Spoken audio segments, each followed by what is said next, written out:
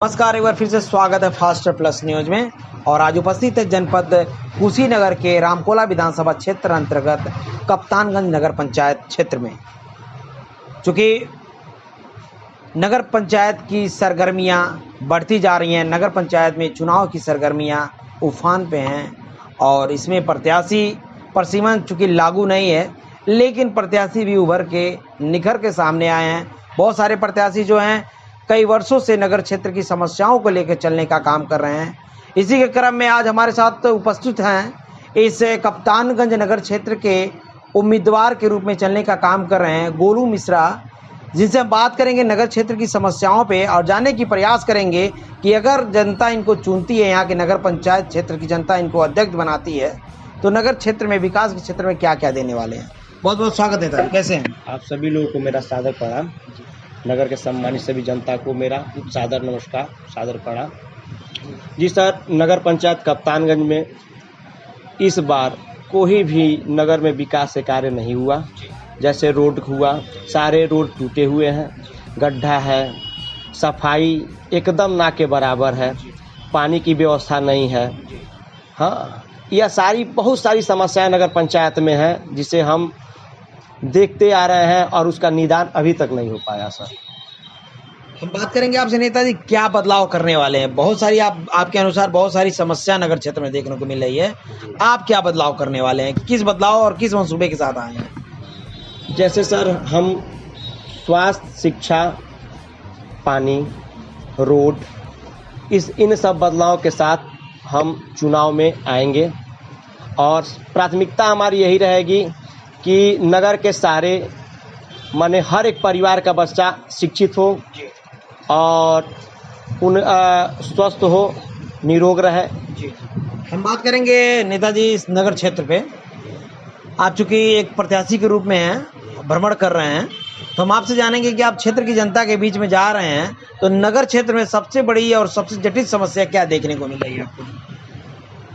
Road की समस्या और सफाई की समस्या बहुत ज़्यादा है सर। इतनी गंदगियां हैं कि कूड़ा कई कई दिन बीत जाता है, उठता नहीं है सर, जिससे बीमारियां फैलने का बहुत बड़ा डर बना रहता है। आप अभी कुछ दिन पहले देखे थे कि कोरोना काल आया था, जिसमें हमें सफाई अभियान पर विशेष ध्यान दिया गया, लेकिन उसके बाद भी हमारे नगर पंचायत में इन मुद्दों को किसी ने नहीं उठाया, जिससे बीमारियां बढ़ेंगी, घटेंगी नहीं।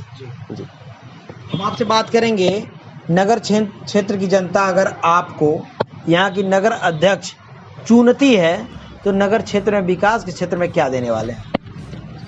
प्राथमिकता मेरा यही रहेगा सर कि हर परिवार का बच्चा शिक्षित हो, क्योंकि शिक्षित होगा तो अपना विकास और अपने परिवार का विकास दोनों कर लेगा। और स्वास्थ्य पे हमारा विशेष ध्यान रहेगा, क्योंकि हमने कोरोना काल में देखा बहुत ऐसे परिवार थे जो बिना दवा के ही मर गए, तो उस पर विशेष ध्यान रहेगा। उसके बाद रोड है, और रोड के बाद माने सरकार द्वारा जो योजनाएं चलाई जा रही हैं, उन योजनाओं तक हर घर घर पहुंचाने का कार्य किया जाएगा। हाँ, हर माने परिवार तक। मैं आपसे बात करूंगा, आप एक युवा हैं, क्षेत्र में चल रहे हैं, नगर क्षेत्र की जनता के बीच में जा रहे हैं, युवाओं का कितना समर्थन आपके साथ है। नगर के सारे युवा हमारे साथ हैं। हाँ, और पूरी कप्तानगंज की जनता साथ है इस बार। चूँकि हम नगर की जनता से आपके बारे में जानकारी लिया गया, तो पिछले दिनों आप धरना वगैरह पे बैठे थे। हम आपसे जानना चाहेंगे कैसा धरना था और आपने उस धरने में क्या किया। जैसे नगर पंचायत विगत 15 दिनों से नगर में 800 कुछ कनेक्शन जो पानी की सप्लाई जाती है, वह 15 दिन से बाधित थी, जिसको लेकर हम कप्तानगंज ईओ को फ़ोन किए, लेकिन फ़ोन नहीं उनका उठा। तो हम वहाँ गए और क्या नाम है, एक विरोध प्रदर्शन किए, और विरोध प्रदर्शन करने के बाद यहाँ के लोग बात किए ईओ से, तो ईओ ने कहा कि पंप खराब है और जल्द ही बन जाएगा।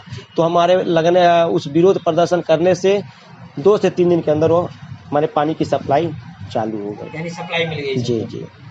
हम बात करेंगे आपसे, जहाँ तक कि आपने सफाई की बात की नगर क्षेत्र की बात में, नगर क्षेत्र में तो सफाई किनके कारणों से, किनकी वजह से इस सफाई मामले को लेकर ढीलापन देखने को मिल रहा है। यहाँ के नगर पंचायत अध्यक्ष महोदया कि उनका कहने का तात्पर्य था कि नगर में गाड़ियां कभी खराब हो जाती हैं, ठीक है। तो कुछ दिन पहले आप भी जानते होंगे सर कि हमारे वहाँ के सफाई कर्मचारी धरने पर बैठे थे, उनका वेतन रोक लिया गया था।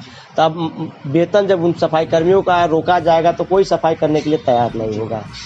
तो त्योहार का समय था, तो उस समय वहाँ के वार्ड मेंबर माने प्राइवेट से आदमी ला के सफाई कराए, जिससे यह लोग दोनों में ईओ और हमारे नगर पंचायत अध्यक्ष महोदय, यह दोनों लोग अपने में तानातानी के नाते काम बाधित रहा कि गाड़ियां नहीं चल रही हैं तो यह खराब है, वह खराब, माने बहानाबाजी होता रहा, जिससे नगर में सफाई अभियान पूर्णतः बाधित था। जी, हम बात करेंगे आपसे कि आप नगर क्षेत्र में किस पार्टी से चुनाव की तैयारी कर रहे हैं? निर्दल चुनाव लड़ेंगे सर, क्योंकि नगर निकाय का चुनाव व्यक्ति विशेष पर होता है सर, न कि पार्टी पर होता है। फिर भी हम बात करेंगे आपसे कि चूंकि जहां एक तरफ Bharatiya Janata party, Samajwadi party, Bahujan Samaj party और आम आदमी पार्टी उम्मीदवार उतार रही है जनता के बीच में, तो हम आपसे बात करेंगे कि निर्दल प्रत्याशियों की जनता को किस तरह से समझा पाएंगे, कितना सफलता मिलेगी? जनता के बीच में हम शुरू से ही लगे रहे, उनकी समस्याओं को सुने और जहाँ तक अपने बस से रहा उनका समाधान हमने किया है, और जनता का प्यार हमारे साथ है, और कप्तानगंज की जनता इस बार हमको निर्दल ही चुनाव जिताएगी। अंत में हमारे चैनल के माध्यम से कप्तानगंज नगर क्षेत्र की जनता से क्या अपील करना चाहेंगे? हम यही कहना चाहेंगे कप्तानगंज नगर पंचायत की जनता से, सम्मानित जनता से, कि एक युवा प्रत्याशी, शिक्षित प्रत्याशी का चयन करें और विकास कार्य जो बाधित है उसे कराएं। अंत में एक सवाल और नेताजी, एक सवाल आता है कि गोलू मिश्रा को कप्तानगंज नगर क्षेत्र की जनता क्यों चुने? कहने का मतलब सर कि इससे पहले भी नगर पंचायत में हमारे पूर्व में जो चेयरमैन थे और वर्तमान में जो चेयरमैन हैं, उन्होंने विकास कार्य उतना नहीं किया जितना नगर पंचायत में होना चाहिए, क्योंकि यह आदर्श नगर पंचायत है सर। और आदर्श नगर पंचायत का मतलब होता है कि आप कहीं से बाहर से आए तो देख के लगे कि आदर्श नगर पंचायत है, बाकी देखने से ऐसा प्रतीत नहीं होता है।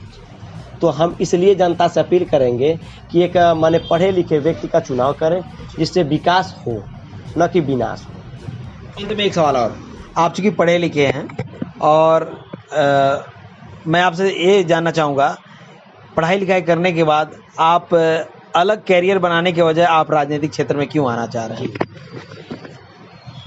कई मुद्दे हैं सर, जैसे मैंने दुकान पे रिलेटेड मैं बैठता था, बाकी कोरोना काल ने मुझे झकझोर दिया। जैसे उसमें लोगों के पास पैसा था या नहीं था नहीं कहेंगे सर, लेकिन सब संसाधन होने के बाद भी कोई दवा के बिना मर गया, ठीक है। नेता उनकी बात नहीं सुनता था, हम क्या करें, ठीक। मैंने एक बार गए नदी पर दाह संस्कार में, तो पता ही चला कि वहाँ पर एक माने व्यक्ति आए थे जिन्हें दाह संस्कार की लकड़ी नहीं था, ठीक। बहुत सारे मुद्दे हैं सर, जैसे कहने का मतलब कुछ चीज़ें समाज को देखने में झकझोर दिया कि मुझे भी राजनीति में आना चाहिए और समाज की सेवा करने के लिए, न कि माने अपने सेवा के लिए, समाज की सेवा करने के लिए। क्योंकि मेरे पास तो अपना धंधा है सर, तो हम जितना भी हो सकता है मैं दूसरों की मदद ही करता हूँ। अभी अपने जनता के बीच में जा रहे हैं, कितना परिवर्तन ला पा रहे हैं, कितना समझा पा रहे हैं अपनी बातों को? जनता हमसे सेटिस्फाई है सर, पूर्ण रूप से, और मेरा समर्थन वो लोग कर रहे हैं। क्योंकि आपकी उम्र भी देखी जाए तो अन्य प्रत्याशियों से बहुत कम है, तो कहीं ऐसा तो नहीं हो रहा है कि जनता कह रहे हो कि नादानी में चुनाव लड़ रहा है? नहीं सर, ऐसी बात नहीं है, क्योंकि वह जान रहा है कि इससे पहले भी मैं तैयारी बना रहा था, और इस बार भी क्योंकि पिछली बार पिछड़ी सीट आ गए हैं, ठीक, तो चुनाव हम नहीं लड़ पाए। तो इस बार मैंने अभी परिसीमन तो आया नहीं है, बाकी लगभग उम्मीद है कि सम्मान सीट रहा तो मैं नगर पंचायत चुनाव अध्यक्ष पद का लड़ूंगा।